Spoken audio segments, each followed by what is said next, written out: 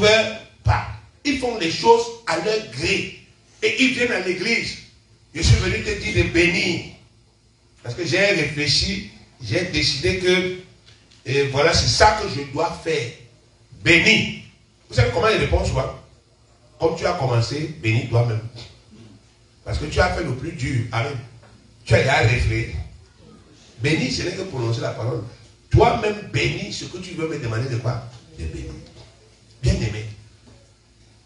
Jésus, on te dit que lui n'a pas conçu dans sa tête que comme je viens de recevoir le Saint-Esprit et je suis l'agneau de Dieu qui ôte le péché du monde, bon, je vais commencer à aller changer l'eau en vin. Non! Il est parti s'asseoir quelque part.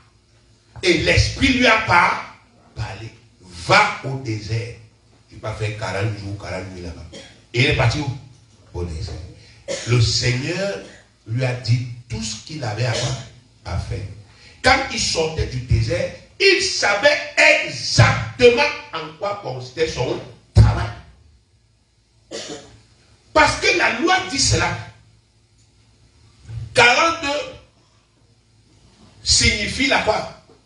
La consécration.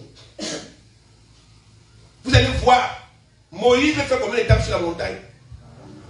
40 jours, 40 nuits. Il a fait ça 2 fois. Les premières fois, il a reçu la loi de la main de Dieu. Mais quand il est redescendu la montagne, il a trouvé que le peuple avait fabriqué les quoi? Les idoles. Il ne pouvait pas promulguer. S'il lisait cette loi-là, le peuple pleurait. Amen. Parce qu'il y a une partie de la loi qui disait qu'il ne faut pas avoir d'autres quoi? D'autres dieux. Et il a trouvé qu'il y avait d'autres quoi? D'autres dieux. Donc il ne pouvait pas lire ça. Il a cassé. Il n'a pas promulgué pour sauver tout le quoi? Le peuple. Il est reparti sur la montagne. Il a encore fait combien d'étapes? 40 jours. Et maintenant Dieu lui a dit, écris ça avec ta propre quoi? Ta propre main. Donc Jésus avait aussi besoin de pouvoir consacrer son ministère.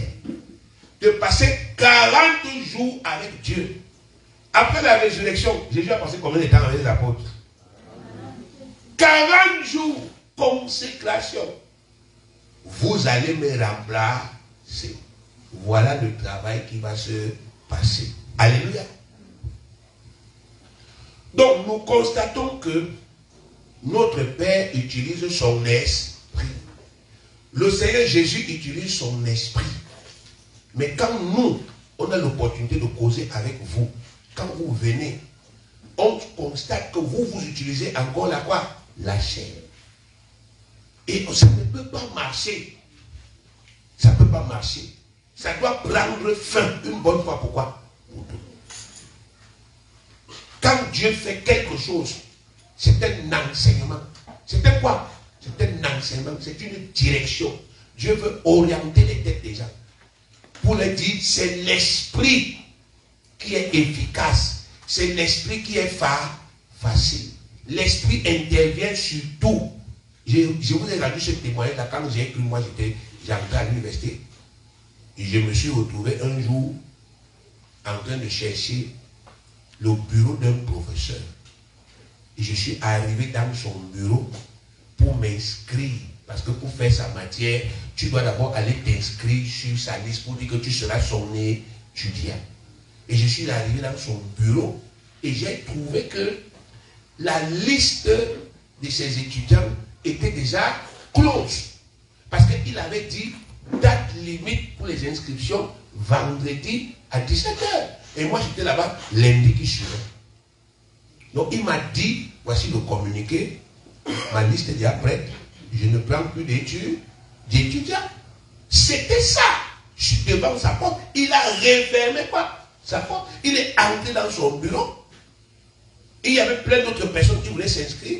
Et chacun a dit, les gars, rentrons. Je leur ai dit qu'on n'est pas venus ensemble. Amen. Vous partez. Je me suis mis devant la porte là. Je me suis mis à prier par l'esprit que Dieu m'a quoi? Donné. Père, ça c'est dans ma tête. Je te remercie parce que par l'esprit, tu changes le cœur de qui? De cet homme. Tu changes la décision de cet homme. J'ai prié par l'esprit. Je suis resté là. Je n'ai pas bougé. Quand j'ai fini de prier par l'esprit, j'ai connu. J'ai dit, monsieur, J'ai cherché votre bureau la semaine passée sans trouver. Moi, je suis nouveau. Donc, je n'ai pas pu m'orienter. Je n'ai pas vu une carte qui pouvait même m'orienter. Moi, je veux fréquenter. Moi, je ne peux pas accepter que je perde une matière aussi importante. Il m'a dit, ok, va écrire ton nom là-bas. Aussi simple que quoi? Va écrire ton nom, toi-même avec le bic, écris ça là-bas en bas. Et je suis parti écrire. Après les autres, je dis qu'ils sont bien partis. Amen. Dieu ne fait jamais un miracle pour une seule personne. Il avait fait ce miracle pour moi, mais pour tout le monde. J'avais cru, mais c'est pour sauver tout le monde. Mais eux, ils n'avaient pas cru, ils sont quoi? Partis. Mais l'esprit est intervenu. Il aurait suffi que je cogne encore la porte et dire, pardon, s'il vous plaît, mon père est mort, ma mère est décédée et mes oncles sont en prison. Il allait même peut-être me lancer le caillou. Amen. Parce que j'allais vouloir m'apitoyer pour qu'il ait pitié de qui? De moi. Et il allait plutôt même s'irriter. Il allait me dire, non, tu penses que mon père est encore vivant. Amen. Amen. Mais au lieu de ça, je me suis rappelé qu'on nous a dit que nous avons un esprit. L'esprit du créateur du ciel et de la terre. Et la Bible dit que l'esprit là et Dieu c'est la même personne. Amen. C'est la même chose. C'est la même personne. Ce que Dieu fait, l'esprit fait. C'est pourquoi Dieu fait les choses qu'il veut faire par son esprit. Parce que son esprit et lui, c'est la même personne. Donc quand lui, il veut faire quelque chose sur la terre, il utilise son esprit.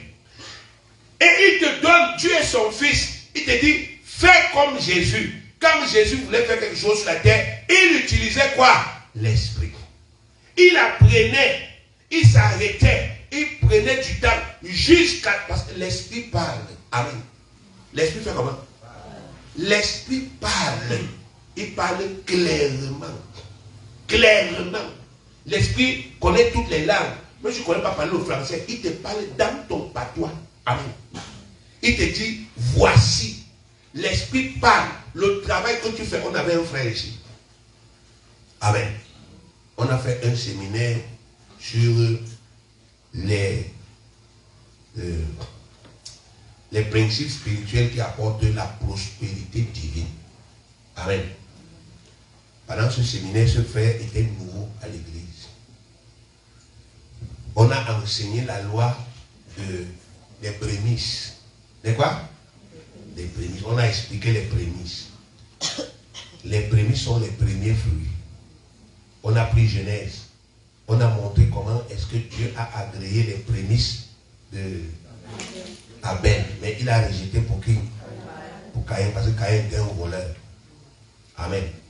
Quand tu fais l'agriculture et tu dis que tu veux payer les prémices, si tu as semé un sac d'arachide, amen. Si tu as semé un quoi?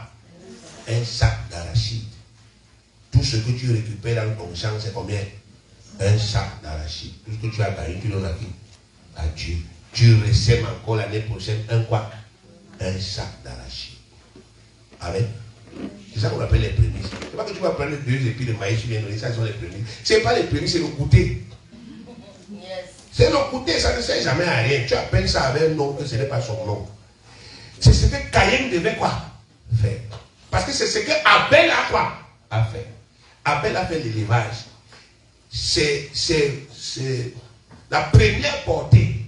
C'est-à-dire, tous les premiers animaux qu'il a eu, il a tout sacrifié. Et il a recommencé à quoi? À zéro. C'est ça qu'on appelle les quoi? Les prémices. C'est pourquoi Dieu avait accepté ce que Abel avait fait et il avait rejeté ce que Caïn avait quoi? Avait fait. Et Caïn lui avait donné le côté. Amen. Ce frère travaillait quelque part là où il payait 40 000 francs par mois. Il est parti prendre ses 40 000 de salaire. Il est venu donner les prémices à qui? À Dieu. Je lui ai dit que non, il ne peut pas prendre parce que tu viens d'arriver. Il m'a dit, j'ai bien suivi le séminaire. Je paye les prémices, c'est ce que je dois. J'ai prié. Quelque temps après, le Seigneur lui a ouvert une porte, comme il était comptable, dans une des plus grosses, en fait, la plus grande entreprise forestière, je ne sais pas quoi qu'il y avait ici. On l'a appelé là-bas. On lui a donné un marché, je ne sais pas où c'était, de 5 ou 7 millions de francs. Amen. On lui a dit, c'est lui qui doit concevoir le système de la paye. Donc il doit concevoir le système qui permet de payer les employés de cette entreprise. C'est juste un logiciel que tu mets comme ça et puis tu installes dans les machines et puis tu configures ça et puis les bulletins commencent à sortir. Il a essayé de faire ça, ça n'a pas donné. Il a commencé à appeler les gens à gauche à droite, viens m'aider, il paye 100 000, viens m'aider, il paye 200 000, ça n'a rien donné. Le jour où il est venu me voir, il lui dit que frère, Dieu connaît la comptabilité plus que toi. Amen. Il connaît les ordinateurs plus que toi. Il faut cesser, n'est-ce pas, avec cet archaïsme-là. Tu vas t'asseoir devant l'ordinateur, tu parles seulement en langue, tu dis Dieu, explique-moi comment je dois faire ici. Il est parti s'asseoir, Dieu lui a expliqué, ça c'est arrangé, mais il avait déjà perdu peut-être 300 ou 400 000.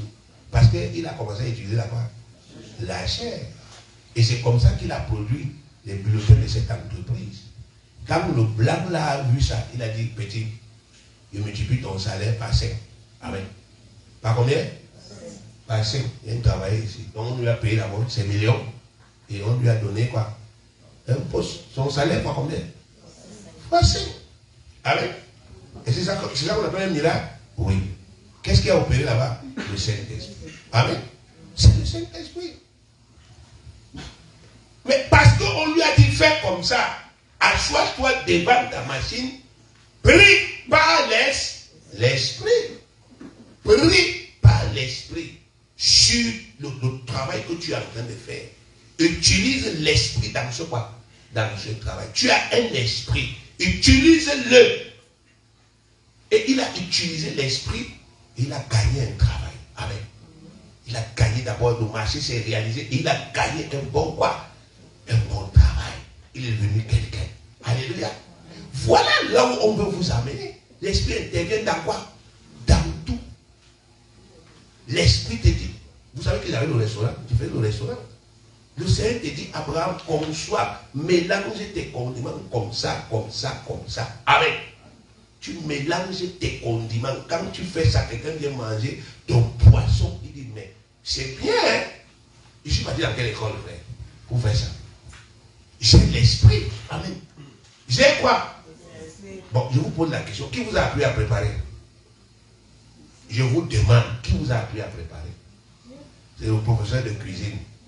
Vraiment, vous faites souvent les choses comme les marabouts. Hein? Si Dieu vous laissait avec les animaux, avec les maïs et tout, toi tu allais savoir on fait comment pour même que le maïs c'est quoi? C'est Dieu qui t'a dit, ça s'appelle le quoi? On peut manger ça comme ça. Il a mis ça en qui? En qui? Dans nos têtes. Il a fabriqué la langue ici, la langue. Il a mis les différents goûts dans la langue.